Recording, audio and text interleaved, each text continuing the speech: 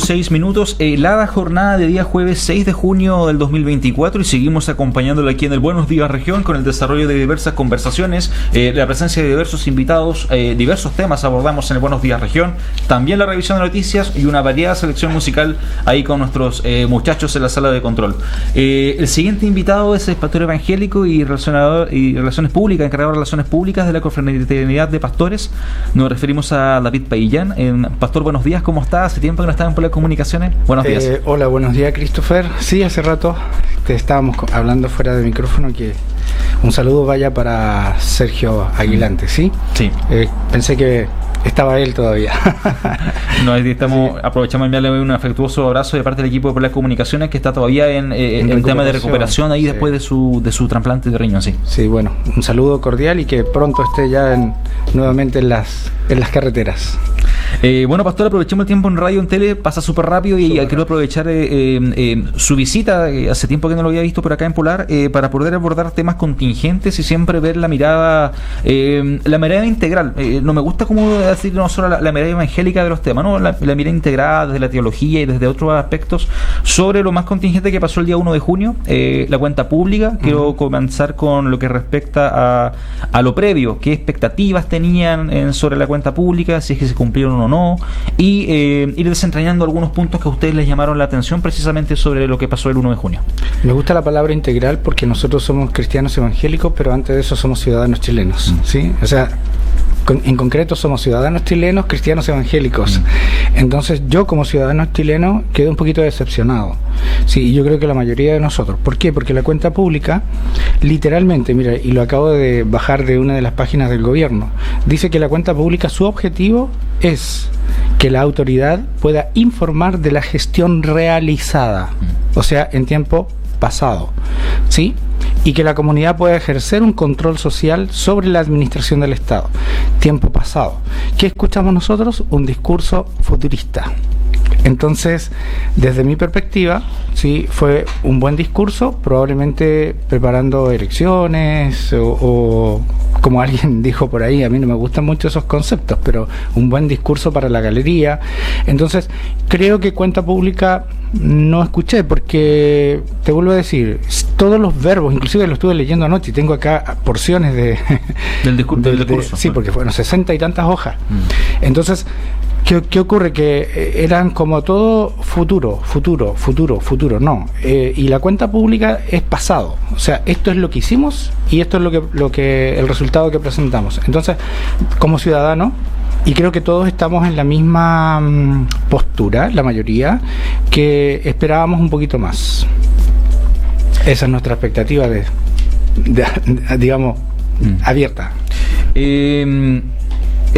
Por así decirlo, esta instrumentalización de las cuentas públicas para proyectar en tema eleccionario o para hablarle a un público específico, ¿cree usted que esta tendencia se ha venido dando con este gobierno, último gobierno, o ha sido algo de los últimos años que poquito a poquito se han ido como perdiendo estas muestras más republicanas, como bien dice usted, de mostrar lo realizado, y se ha vuelto más como instancias de reforzar la línea programática y de proyectar los años todavía que quedan de periodo? Claro, yo creo que todos los gobiernos aprovechan, sí, y bueno, probablemente inconsciente, quiero ser un poquito ahí benevolente al respecto de mi apreciación, probablemente de forma inconsciente, pero como ellos tienen asesores, entonces yo creo que los asesores aprovechan la oportunidad y le dicen, ¿sabes qué, presidente? O no sé, fulano, mengano, la autoridad que sea.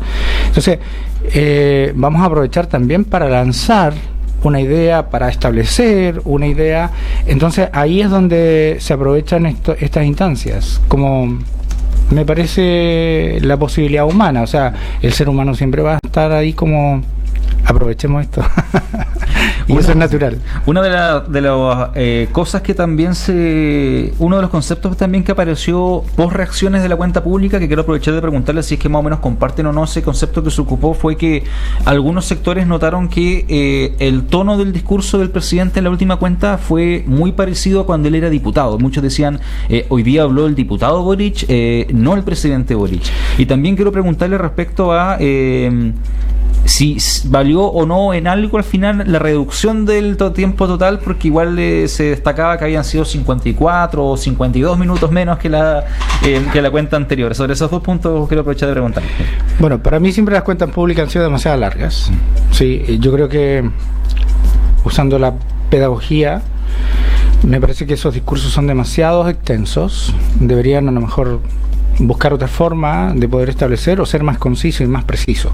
De todas maneras, mira, yo hice un sondeo en mi congregación el fin de semana y pregunté cuántos de los que estaban presentes habían escuchado al presidente en su discurso como ciudadanos, y entonces me encontré con la sorpresa que éramos 4 nada más. Entonces vamos a pensar de que hay un mínimo de personas en el país que se dedican a escuchar la cuenta pública. Hay un mínimo de personas que después leen el discurso. Sí, entonces generalmente nos quedamos con lo que dicen y lo que dicen. Entonces creo que son instancias que deberían ser mejor aprovechadas. Lo otro, habló el diputado. Creo que sí. Mira, una de las cosas que a mí me llamó la atención fue esta frase, y lo voy a decir literal. Dice: no seamos ciegos. Si la población no aprecia los cambios que mejoran la calidad de vida ahora, estaremos erosionando la credibilidad de nuestras instituciones democráticas y, esto es subrayado, pavimentando el camino a nuevos estallidos sociales. Esto me parece que tiene un espíritu beligerante. Por eso es que algunos dicen, habló el diputado y no el presidente. Entonces creo que esto no correspondía al presidente de la República, porque a su vez, sí, él termina diciendo en su discurso, tengo acá el fin del discurso, y hace un llamado a la unidad.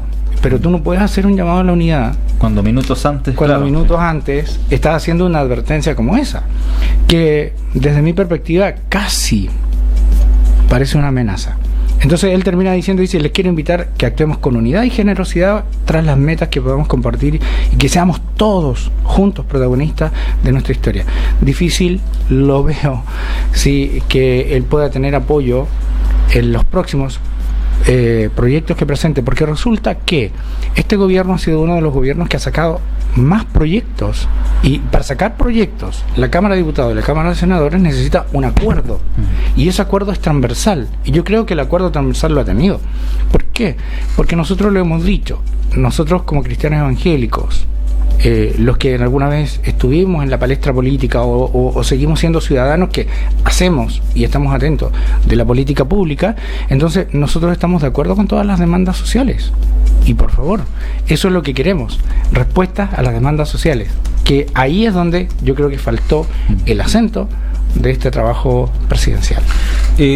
Sobre esta incongruencia que usted dice sobre el tema de anunciar posibles estallidos si es que no hay colaboración a los proyectos, y por un lado después terminar llamando a la unidad y a ser protagonistas juntos de la historia, quiero aprovecharlo también relacionado con el tema del estallido social, las demandas sociales que salieron a flote, por así decirlo, y que quedaron de manera transversal, por así decirlo, sobre la mesa, y la respuesta que ha tenido el gobierno ante esos temas y relacionarlo con la cuenta pública, porque por ejemplo siento que quedó el tema de pensiones, salud, vivienda, pero en la cuenta pública salió por ejemplo el tema de la ley de aborto, entre otras cosas. Entonces quiero aprovechar de saber su opinión respecto a eso, a las demandas sociales que aún están ahí latentes desde el estallido social y lo que se entregó el 1 de junio. Por eso creo que este discurso fue un discurso casi disociado con la realidad. Sí, yo usé en una de las entrevistas el concepto discordante, porque hay como una especie de dicotomía, ¿sí?, entre lo que yo digo, ¿sí?, o entre lo que dice el gobierno y lo que realmente está sucediendo en la sociedad. Solamente un análisis, hoy día en la mañana me puse a hacer así un googleo rápido. Por ejemplo, en Magallanes ha subido la tasa de desocupación. Por cierto, desde el 2020, que se considera, por ejemplo, que la tasa de pobreza, igual esto hay que mirarlo con el tema de la pandemia encima y todo, hasta el 2024 ha bajado, ¿sí? Y eso, bien, gracias a Dios, pero es también porque tuvimos la pandemia ahí encima, ¿te acuerdas? Entonces, creo que por un lado tenemos la tasa de desocupación, que en Magallanes creció casi 2 puntos, y tenemos por un lado la tasa de pobreza, que está más allá de los 2 dígitos.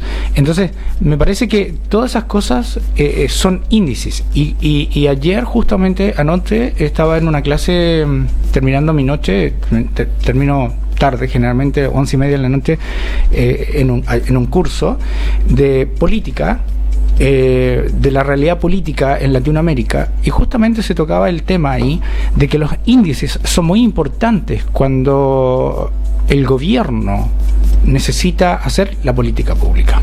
Entonces, estos índices se deben considerar para que podamos mejorar. Ahora, probablemente, alguien podría decir, pero el presidente es joven, es inexperto, por ahí alguien decía, es que él nunca ha trabajado en lo privado, nunca ha creado una empresa. Probablemente son puntos que le van en contra. Y por cierto, que nosotros que ya pasamos la barrera de los 50, nos damos cuenta hoy día con otros ojos y miramos para atrás y decimos, claro, nosotros nos equivocamos muchas veces en nuestra juventud. Y probablemente sea eso. Pero esto es algo que se viene arrastrando no solamente en este gobierno, sino que es algo que desde que llegó la democracia a nuestro país, entonces esto ha ido de mal en peor. Sí, desde que llegó la democracia, y estoy hablando en todos los gobiernos, sí, esto ha ido de mal en peor, porque no se ha dado una respuesta real. Yo he sido un crítico, y nosotros, como evangélicos, nosotros decimos, no somos de derecha ni de izquierda. ¿Por qué? Porque cuando a mí me toca, por ejemplo, hablar del área social, va a parecer muy de izquierda. Sí, el pensamiento de decir, ¿sabes qué? Necesitamos, por ejemplo, mejorar las pensiones. Mira, yo estaba estudiando trabajo social cuando se activó la PGU, y yo fui un crítico a la PGU. La PGU debería haberse aplicado en una escala distinta. ¿Por qué? Porque se aplicó para el que recibe más, o sea, el que recibía más pensión, se le aumentó más. Pero el que recibe menos, se lo aumenta menos. Se lo aumenta menos, porque es proporcional al... Claro. Porque es proporcional. Entonces, no te das cuenta que debería ser al revés. Si yo quiero hacer equidad social. Claro, nivelar. Entonces, esos son... Y alguien va a decir, pero es que así funcionan los instrumentos públicos. Bueno, pero dejemos de lado un poquito los instrumentos públicos que tenemos, cambiemos de paradigma y usemos la equidad social, y cambiemos, ¿sí? Que aquel anciano que ganaba 100, sí, ahora gane 200, pero no el que ganaba 400 ahora gana 600. Entonces debería ser al revés. Desde mi perspectiva, siempre yo hablo de equidad social y no de igualdad. ¿Por qué? Porque Chile lo que necesita es eso, equidad social, y es lo que nosotros como cristianos abogamos. Me llamó un punto bastante interesante, un punto, pastor. Quiero aprovechar de volver a ese punto que me decía del retorno a la democracia en términos políticos, que desde ahí que se han venido arrastrando ciertas muestras de señales a la ciudadanía en responder a las demandas. Quiero abordarlo desde este punto, desde este efecto péndulo que ha tenido Chile en lo electoral, de pasar a gobiernos conservadores, concertación, de vuelta a conservadores, concertación, efecto péndulo episódico, que cambió drásticamente la racha, por así decirlo, en esta última elección presidencial, donde aparecieron, por así decirlo, 2 nuevas corrientes, 2 nuevas posturas, 2 nuevos líderes, nuevos rostros, fuera como de lo convencional, con Gabriel Boric y con José Antonio Kast. ¿Cuál cree usted que debe ser la narrativa de los partidos políticos, de la clase política, para poder volver de alguna forma al centro, para poder salirse de este efecto péndulo que pareciera ser que nos tiene en esta espiral sin fin de temas, que al final, claro, sale un gobierno, el otro full oposición, se cambia de nuevo el escenario, y es como que nunca se sale de esa espiral? Mira, yo creo que como seres humanos, y yo no voy a hablar de la doctrina política ni del partido político, yo creo que aquí lo que estamos fallando somos los seres humanos. ¿Sabe lo que necesitamos de nuestra clase política? Integridad, honestidad, verdad, transparencia, que me gusta más usar la palabra honestidad en vez de transparencia. Yo creo que nosotros cambiamos la mentira por la verdad y dejamos la verdad de lado. Entonces yo creo que si una persona dice esto es lo que yo voy a hacer, ¿qué es lo que espera la otra persona que te dio el voto? Es que lo hagas. Pero nosotros hemos escuchado, y de hecho los sociólogos dicen que nosotros estamos en un periodo de la posverdad. Y la posverdad es decir algo que yo sé que no voy a cumplir, pero lo digo igual porque suena popular.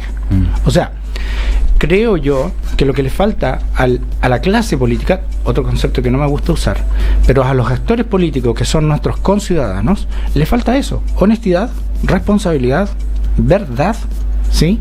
E integridad.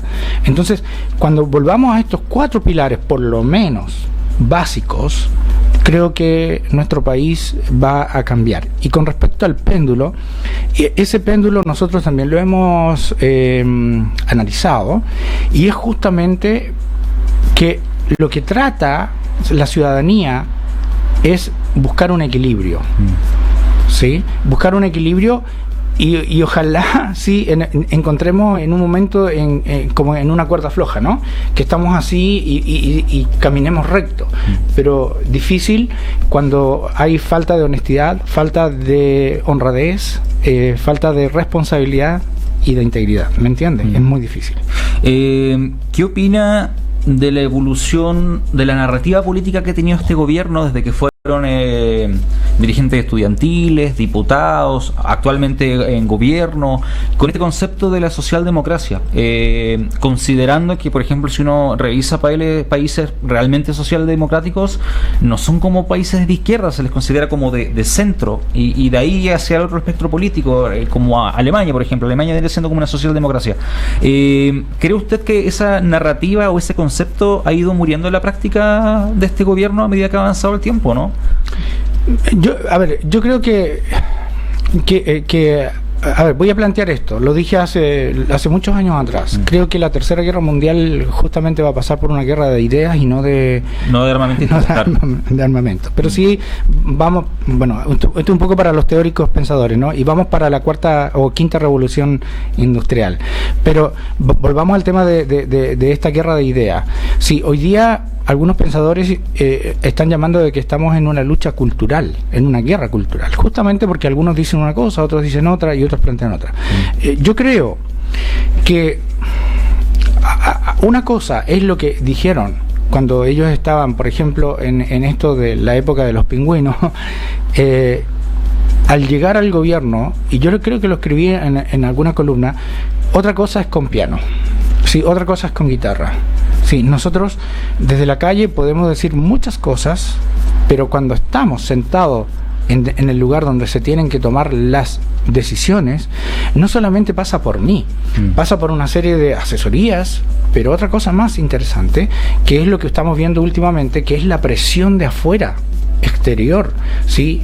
Para instalar, por ejemplo, una Agenda 2030, para instalar ecologismo radical, para instalar una serie de cosas que el aborto, la eutanasia.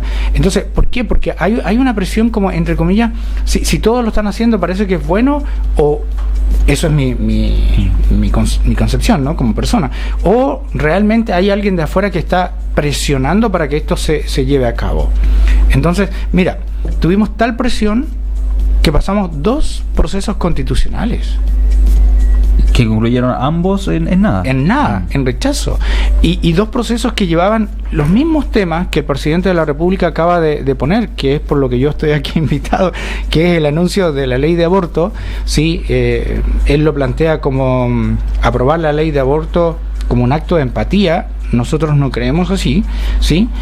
Y plantea también la ley de eutanasia.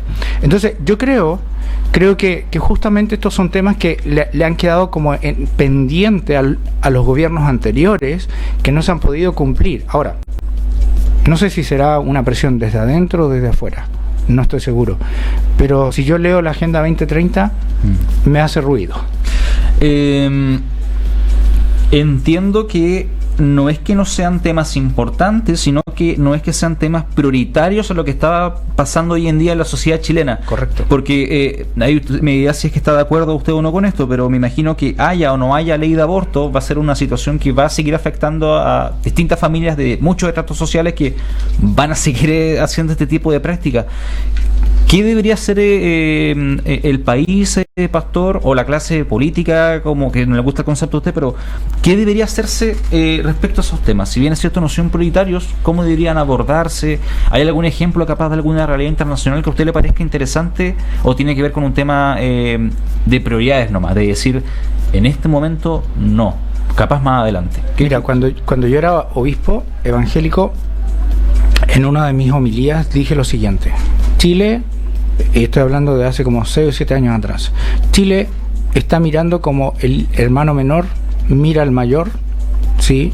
Y, no hay la hora de crecer y tener la edad de él para hacer todo lo que él hace. Y el hermano mayor mirando al menor diciéndole, por favor, no lo hagas. ¿Sabes por qué? Porque nosotros miramos a Europa.